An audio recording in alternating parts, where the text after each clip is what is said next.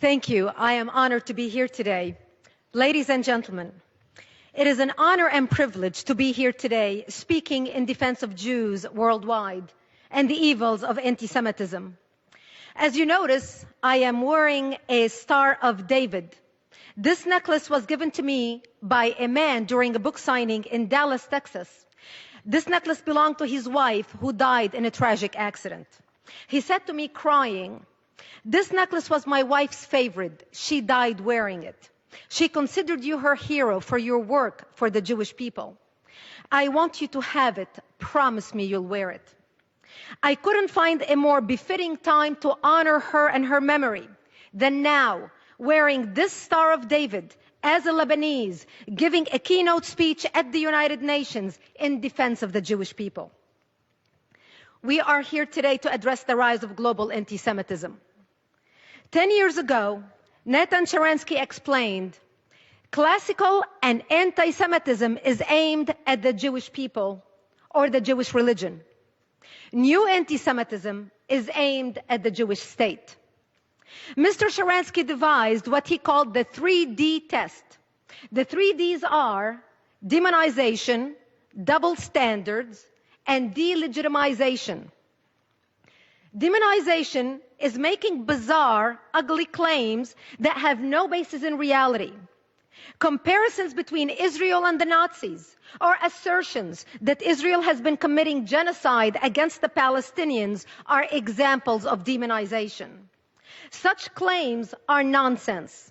If Israel has been committing genocide against the Palestinians, then why has the population of Palestinians increased more than 600% since 1948? Israel must be the most incompetent mass murderer in the history of the world. When Israel is held to a standard that no other country in the world would be expected to meet, that double standard is itself anti-Semitism. For instance, Israel is a vibrant democracy where human rights are protected and respected. And yet the United Nations so-called Human Rights Commission spends most of its time and effort investigating and condemning Israel, while they gloss over or ignore the massive and continuing human rights violations that occur in Iran, Cuba, China, and many other brutal, repressive atrocities. Delegitimization of Israel is to assert that of all the people in the world, only the Jewish people do not have a right to a statehood. In fact, Israel's historical, legal, and moral right to exist as a Jewish state is a codified principle of international law. This codification is explicitly based on the long, continuous, and well-documented connection of the Jewish people to the land of Israel. To deny the connection of the Jewish people to the land of Israel is anti-Semitism in its purest form. But why should anti-Semitism matter to the rest of the world? Why should the world care? It should, not merely because it's morally repugnant, which it most definitely is. The world should care about anti-Semitism because of fundamental self-preservation.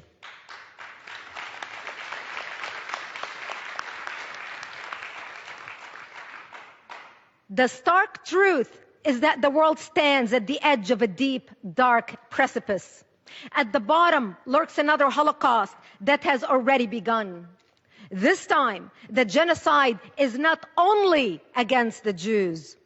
The so-called Islamic State had made it abundantly clear that it can be committed against non-Jews. ISIS persecuting and killing members of every religious, ethnic, and nationalistic community they encounter. ISIS is slaughtering Syrians, Iraqis, Lebanese, Palestinians. ISIS is slaughtering Christians, Sunnis, Shiites, Alawites, Kurds, Druze, and Yazidis. ISIS floods the internet with stomach-churning images and videos of mass executions, severed heads, and crucifixions. We see children slaughtered in front of their parents, and parents slaughtered in front of their children. This viciousness is a part of a calculated strategy explicitly intended to terrorize anyone and everyone who does not submit to their version of Islam. ISIS has officially declared its intent to rule the world. Their founding document, the declaration of their caliphate, bears the modest title, هذا وعد الله. It means in Arabic, this is the promise of God. They declare that God promised to Muslim, quote, leadership of the world and mastership of the earth, end quote. Their declaration of a worldwide caliphate reveals their governing philosophy. Quote, by Allah, if you disbelieve in democracy, secularism, nationalism, as well as all the other garbage and ideas from the West, and rush to your religion and creed, then by Allah, you will own the earth, and the East and the West will submit to you. Remember, ladies and gentlemen, savagery is not merely their strategy. It is an article of their faith. They commit genocide in the name of Allah. Israel has been familiar with the concept and the reality of genocide in the name of Allah for a long time. The war that ISIS has declared on the world is the same war as the war that Hamas has been waging against Israel for decades.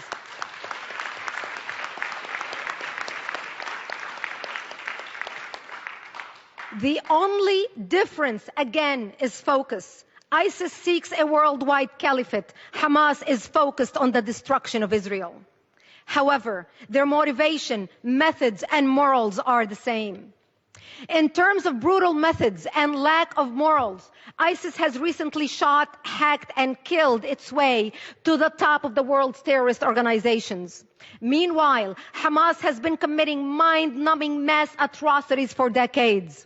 They used to wrap their children in dynamite and nails and send them to blow up Israeli buses and restaurants. They rejoiced at the deaths of Israeli children and glorified the deaths of their own.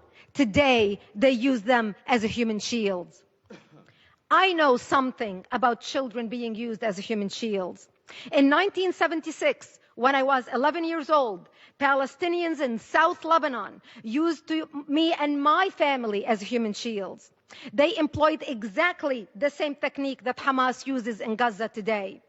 They set up artillery or rocket launchers in front of my bomb shelter and fired a barrage towards Israel. They would pack up and run as quickly as possible, leaving my family to the devastation of return fire. Today, Hamas hides behind human shields on a much larger scale. Hamas routinely uses schools, mosques, hospitals, and other civilian locations for weapons storage, missile launch sites, and other military purposes. They fire rockets on martyrs from these places with the explicit intention of drawing return fire from the Israelis, hoping that they will produce photogenic civilian corpses for display in the media. Hamas and ISIS share a common motivation. They want to impose Islam. This is the charter of Hamas, and it is in ISIS's declaration of the caliphate. The charter of Hamas declares that, quote, Israel will exist and will continue to exist until Islam will obliterate it, end quote. The most revealing words in the Hamas charter are a quotation from Islamic scripture. The day of judgment will not come about until Muslims fight the Jews. The stones and trees will say, "O Muslim, O Abdullah, there is a Jew behind me, come and kill him." This is from Hadith of Sahih Muslim, book 41. But Hamas has a problem. In Israel, Jews don't hide behind stones or trees. In Israel, Jews stand up and defend themselves. Israelis have learned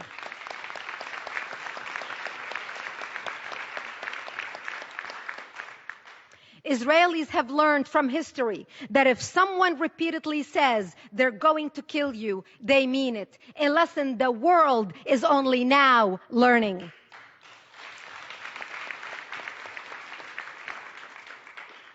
"70 years ago, the world stood by as the Jews of Europe went out the chimneys. Today, the Jews of Israel aren't going to go quietly into the slaughter as they sit on the front line of fighting for Western civilization, fighting for all of us.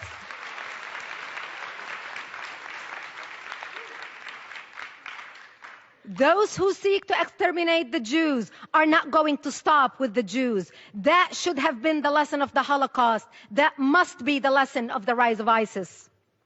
Once the international mass murder of innocent civilians was legitimized against Israel, it was legitimized everywhere, constrained by nothing more than the strong-held beliefs of those who would become the mass murderers. Because the Palestinians were encouraged by most of the world to believe that the murder of innocent Israeli civilians is a legitimate tactic to advance their Palestinian cause, the Islamists believe that they may commit mass murder anywhere in the world to advance their holy cause. As a result,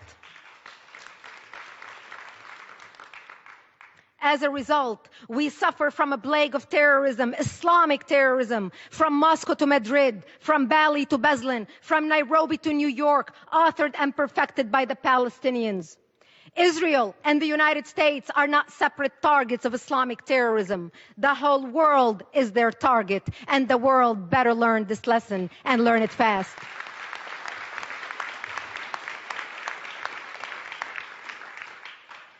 Evil dwells when courageous men become bystanders. Lies spread when the informed become silent. Society deteriorates when apathy replaces activism. Tyranny comes when leaders become mediocre and haters become organized.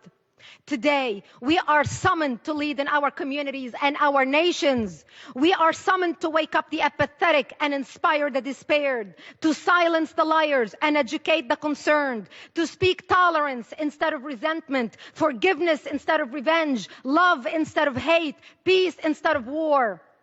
We are here at the United Nations today because each one of us is a leader and an instrument of change with history as our final judge. How will we be judged?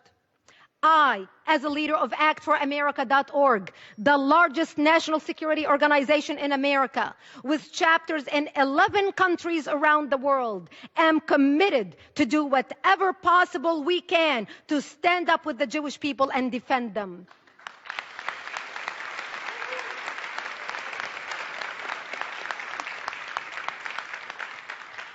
The civilized world must band together in solidarity to ensure that people of all faiths can live in peace and harmony, and that Jews are never persecuted and victimized by barbaric, murderous ideologies ever again. That Jews can walk in any street in the world with their head held high and safe. That Israel, the Jewish state, the only democracy in the Middle East, continues to shine as a beacon of light in the darkest regions of the world. Thank you for having me here today. It's been an honor. Thank you. Thank you.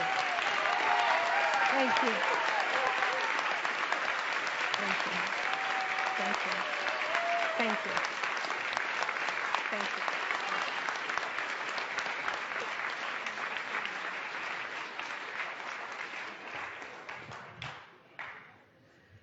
Thank you, Ms. Brigitte Gabriel.